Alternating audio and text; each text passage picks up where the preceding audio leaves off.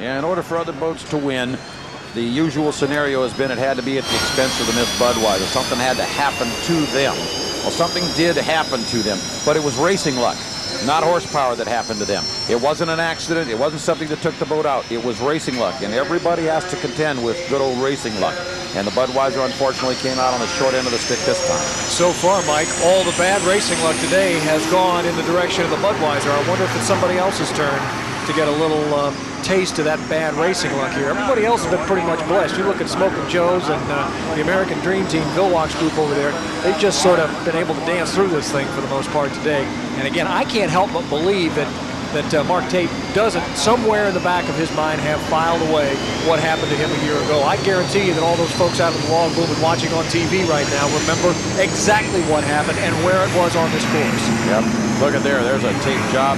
Boy, my school teachers wouldn't have let me turn one in like that, I'll tell you. But that's all they've got. It's the only cow they've got for this boat, as John mentioned. If they can't keep the water out of this one, they'll have a real bad problem and real hurry out there. They got up on plane all right, it looks like, and they're able to break loose. So at least that much is taken care of. We got a lot of traffic out on this Lake Washington right now.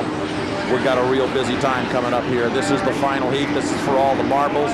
Weather and water conditions have cooperated. We've held off the possibility of a storm, even though storm clouds are gathering over the Ted Jones race course right now as the fastest boats in the world, some of them in a little less strategic condition than they'd like to be, are all out here. This will not be the storybook final, however, because they're just not all out on the front line. The biggest problem is the Budweiser is here but missing from the front line. It's going to be very, very difficult for the Bud to be able to overcome this field. But watch Chip Hanauer pick off as many of these guys as he possibly can. You got to know that's what he intends to do and get himself into a position to at least finish in the money and finish with some honor. And the one thing is they know he's back there, and they know he's coming. Scott Pierce, his race boat loosened up a little bit, jumping over some ground swells right now as he rolls that pit stop boat through the lower corner. Everybody looking at each other through the mirrors and through the windscreens, wondering how this one's going to come out. The inside lane is going to belong to the Tide. They have chosen inside lane whenever they can get it. And all year long they have. The outside lane on the front line will belong to this boat, the T+. And this boat needs to carry lots of boat speed into the corner, so that's probably not a bad choice for them, although I just don't think they're up to the horsepower going to be necessary to win this race. And so we'll see. Anything can happen, of course, as we've already seen, and it does. The only thing that you can say for certain in unlimited hydroplane racing is that you can say nothing for certain. I think Ted Jones was the one that said, I wouldn't bet on a boat race if I owned every boat in the race. That's for sure. All right, they're starting to bunch up and hunt for each other. There's going to be a little bit of head game in here. To some extent or another, the boats that have the disadvantages are going to want the water as rough as possible, so the guys who have the advantages have to contend with a lot more than they expected to do. And that will be part of the game. But the question will be whether or not they can bunch these guys together, get them in order fast enough to get a start before they whip this water into a froth. Even though they started out here with what I think was probably the best water conditions of the day, with the adrenaline and everything that's going on here, I expect there's going to be 2 or 3 aborted starts, and it's going to be a jacuzzi out there by the time they drop the green flag. It will be a froth. It certainly will look like a shark feeding frenzy out there in the water, particularly in the south corner there where they got to go rocketing into. And again, they don't go into it at the highest possible speeds, which means that maneuverability and control is always a little difficult. We've already seen that. We've had a buoy taken out down there. We've had boats leap out of lane. We've had all kinds of incidents like that already this afternoon. The water gets like that. That's the way the boats get. They get out of attitude. All right, look at that Budweiser trailing back behind everybody else. A sight that you just can't believe. It's almost impossible to accept that the Budweiser is the trailer boat, but it is. The rest of the boats are arcing very nicely. And I think they're going to be very anxious to get this thing going as quickly as possible on the tower here. Let's see what happens. Budweiser is going to try to compress as much as legally possible. We're looking at the white flag flying. They're all coming down to the line. They have a pretty decent line at this moment. Let's see if they give them the green and let them go. They do. They're going. They're off and going. They're going. The race is underway. The Texaco Cup 1994 and the Smokin' Joe's. And the Exide with great power in the 4 lane is moving down into the lower corner with its nose out front. Mark Evans in the Exide. Inside, the American Dream is really slamming through that corner also. We got boats going through that corner so far clean. Let's see what we got. We got Exide and the American Dream side by side off the first turn. Exide and American Dream. In third place is the Smokin' Joe's, the Tide in fourth place. They are really crowding down that back chute. Dave Villwalk is really the one that's got the premier position right here, as he's right with the guys as they're moving down the back straightaway. He still has the inside lane. Mark gets the boat really loose as the skid fin unhooks, and he gets bounces out a couple of lanes there, but Villwalk's right there, and the tide's on the inside. Oh, we've got a great boat race going here, and who would have expected Mark to be on the front line in the final heat there? He hasn't been doing that all year. Dave Villwalk takes lap number 1 out front. In the Performance Mortgage Sunset Chevrolet American Dream. Second place, Exide. Third place, it is the Tide. Fourth place, it is the T Plus. Somewhere in there, of course, oh, there he is. In third place, actually battling for third, it is the Smokin' Joe's. He's still in that battle over there. He's not out of it by any stretch. He's back here, he's in the 6th position, coming just through the turn right there. There he is, just inside his Scott Pierce, Right. yeah. Yes, now we do see him. Okay, for a moment there. We will have that head-to-head race with Chip Hanover. He will, but not where he wanted to be at all. For some reason, the Smokin' Joe's just doesn't look competitive right now. But look at this. Pulling away in this final heat. It's the American Dream. Pulling away. It's Dave Villwalk slamming really through rough. that north corner. Big bounces. Driving the race of his life. Fred Leland on the dock. Can't believe his boat is winning out here in Seattle. End of lap number 2. Dave Villwalk is pulling away. It is the Exide in second place, but some distance back. The Tide in third, some distance back. It is the T Plus in fourth, some distance back. It is the Smokin' Joe's, unable to give chase. And even the Miss Budweiser is being challenged now by the pit stop boat for last place. The challenge continues. And up the back chute, it is Dave Villwalk in the American Dream, the Performance Mortgage Sunset Chevrolet American Dream, commanding this boat race out here.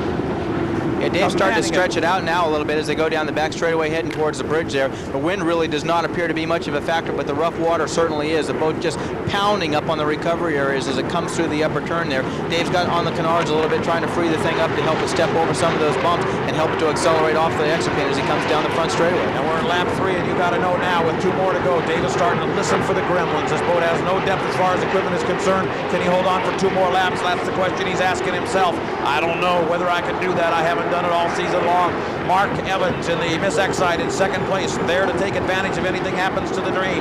The Tide in third place, the T Plus in fourth. The Smokin' Joe's way back. What happened to the Joe's? Who knows? But Chip Hanover is coming after him right now.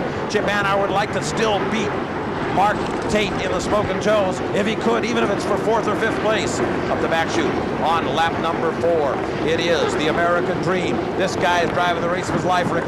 This is a tremendous ride for him, and with Evans coming up behind him, he's got a strong ride going. It's actually flattened out quite nicely in that north turn right now. He came around real clean. He gets the white flag. 1 more lap to go, and Dave Villwalk will make history for the American Dream Team, for Fred Leland, and for this Seattle-based boat that just hadn't got enough money to do the distance. We're hearing some compressor stall on the part of the American Dream right there. That might be crossed. That might be something. Let's see what happens. He's down in the lower corner for the last time. Oh, and the T Plus is just crazy wild at the start-finish line. Chip Hanover still chasing the Smokin' Joe's for 5th and 6th, but it's too much distance. Still too much distance. Half a course to go for Dave Villwalk, and the Performance Mortgage Sunset Chevrolet American Dream is going to win.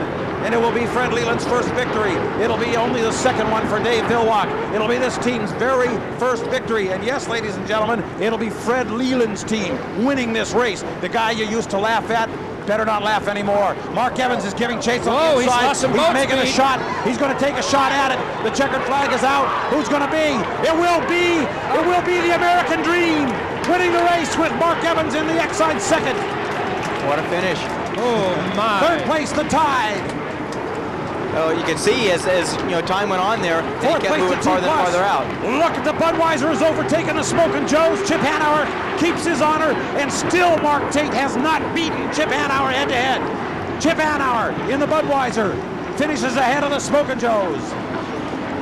Well, they took what was given him there, and they really weren't given very much. It's amazing that they were able to come back and fill into the final field like this at all, let alone to pass the Smokin' Joe's. Last place across the line. It is the Compass presents the Miss Berrien pit stop. But I got to tell you, the guys down there in the Stars and Stripes have got to be absolutely thrilled. I'll tell you something else. My associate Lucille Woods put on her red, white, and blue earrings for the first time in 10 years. She put those earrings on this morning, Stars and Stripes. I said, does that mean the American Dream is going to win today? She said, yep. That's it, just pretty happy? Well, yeah, pretty happy. You're not going to take a dip in the lake after this one, huh? No. I can walk on water, but I hate to do it in public. I appreciate those words. We're going to talk to your winning driver here momentarily. What were your thoughts? When did you feel like this race was won as you watched it develop? When he first got out front. All right, we'll enjoy the celebration. We're going to hook up with David. If we can get a shot, there is some damage to the back of the boat, which apparently occurred in this championship heat, and we'll ask David if he has any idea when that occurred as he gets his helmet off, and he's going to celebrate his second career victory as an unlimited driver, the first for this team, and of course the first, as we mentioned, for Fred Leland. Dave Villwalk, a perfect day on Lake Washington. Here he comes. David, step on up. Congratulations. We'll let you get to your team momentarily. 4 heats, 4 wins, your second career win. Obviously the highlight of your racing career. Oh, it is sure. You know, and then we had to get Sunset Chevrolet to come back to do it. You know, they helped us get here, and Performance Mortgage. We couldn't have done it without them. They got us here. Fred Leland's invested his whole life, and Jackie, you know, to get this boat and team put together. A lot of volunteers throughout the area here that work day in and day out to get this boat here and to make it as good as it is. And I'm just so proud for everybody, you know, concerned. That, you know, Dan Walters, Ken Ford, Danny, who was a member of the 1990 championship team, came in here and has helped us so much, you know. And you know, I'm at a loss for words. It's truly a great day here at home. We win at home again. It's been a long time. It's been since 1990 we won at home, and we're back.